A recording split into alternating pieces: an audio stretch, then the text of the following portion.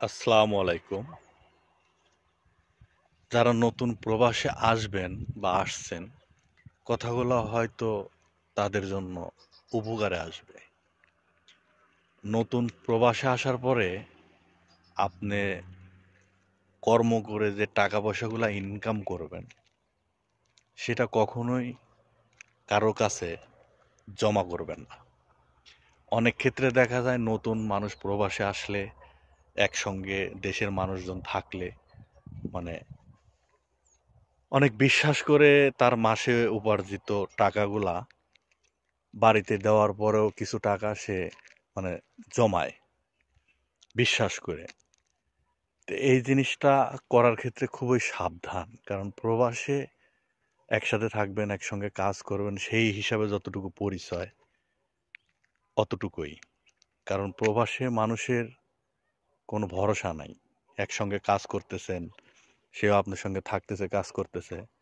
একটা সময় দেখা যাবে তার কাজের জায়গাটা হয়তো তার সমস্যা হইতে পারে, বা সে নিজেকে পরিবর্তন করতে পারে।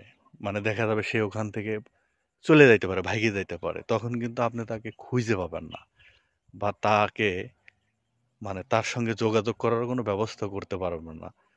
তখন দেখা যায় আপনি যে কষ্ট করে যে টাকা পয়সাগুলো উপার্জন করে বিশ্বাস করে তার কাছে জমা রাখছিলেন, সেগুলা সব নিয়ে সে চলে গেছে।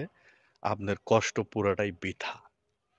কারণ প্রবাস জীবনে মানুষকে বিশ্বাস করাটা খুবই কঠিন, আবার বিশ্বাস না করাটাও কঠিন।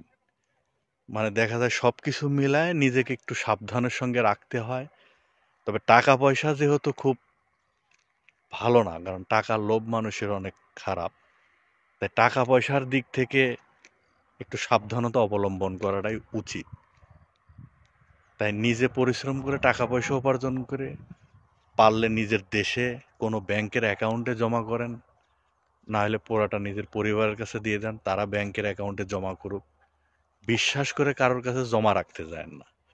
কারণ একটা সময় জমতে জমতে টাকা যখন অনেক বেশি হয়ে যাবে, তখন কিন্তু মানে আপনার সঙ্গে হিতে বিপরীত হইতে পারে, এবং এরকমটা অনেক হয়েওছে।